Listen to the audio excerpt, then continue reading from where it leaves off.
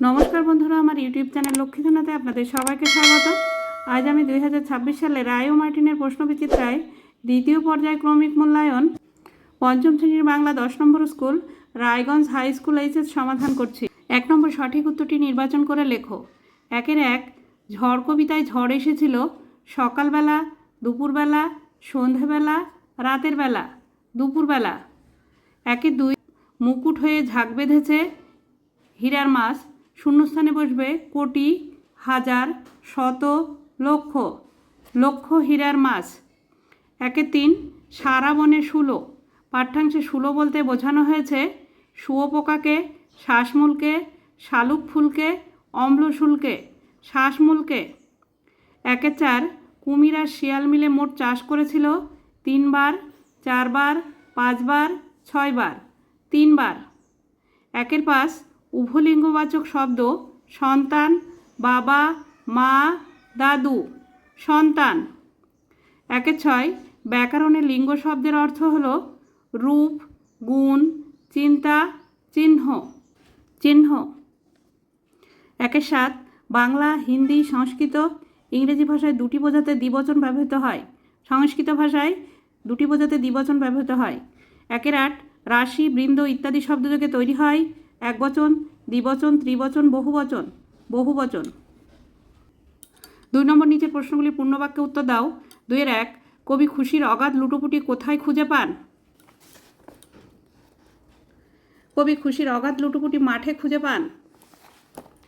2-2 পশ্চিমবঙ্গের উত্তরে পাহাড়ি অঞ্চলে দুটি নদীর নাম লেখো। পশ্চিমবঙ্গের উত্তরে পাহাড়ি অঞ্চলে দুটি নদীর নাম তিস্তা ও তোরসা। 2-3 ঝড় কবিতায় উল্লিখিত দুটি গাছের নাম লেখো। ঝড় কবিতায় উল্লিখিত দুটি গাছের নাম বকুল গাছ ও চাপা গাছ।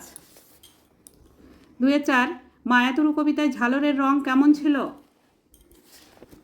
মায়াতরু কবিতায় ঝালরের রং রূপালী ছিল।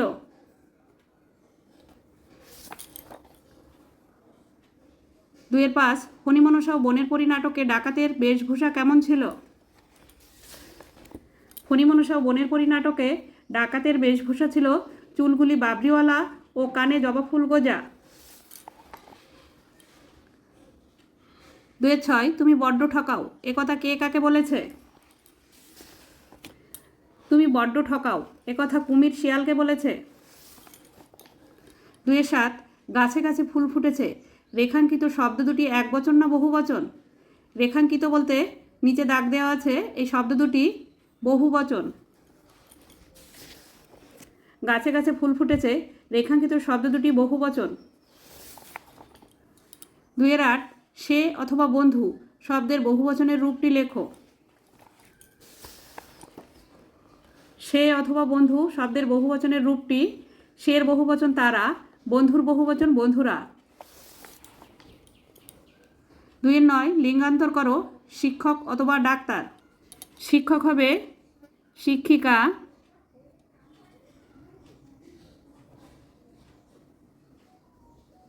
ডাক্তার হবে ডাক্তারনি।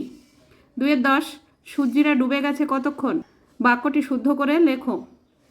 সূর্যিরা, এখানে সূর্যিরা হবে না, সূর্যি হবে। সূর্যি ডুবে গেছে কতক্ষণ?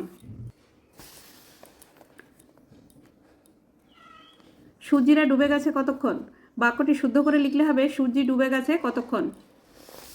2-11 রমেশের দাদা কলেজের অধ্যাপক, পুংলিঙ্গবাচক শব্দগুলি বাছাই করে লেখো।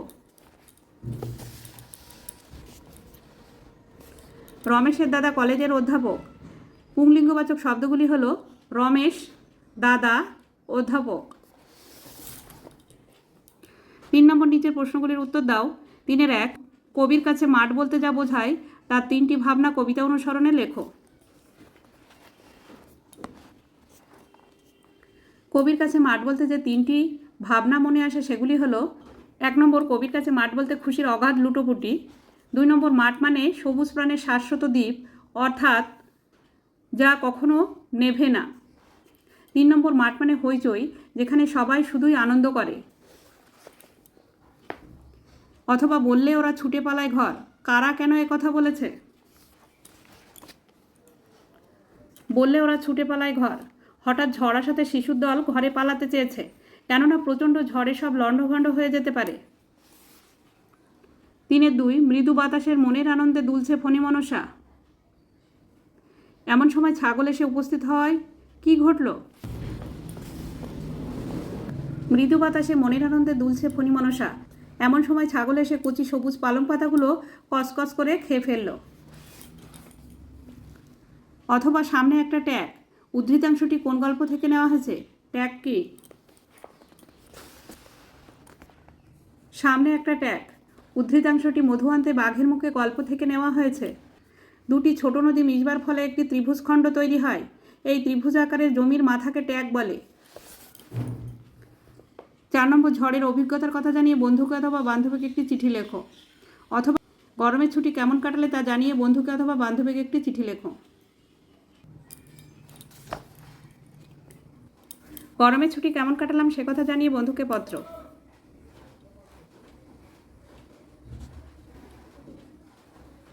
ঠিক এভাবে চিঠিটা লিখে নেবে। বন্ধুরা, আজ এখানে শেষ করছি। ভিডিওটি ভালো লাগলে লাইক, কমেন্ট ও শেয়ার করবেন এবং চ্যানেলটি সাবস্ক্রাইব করবেন।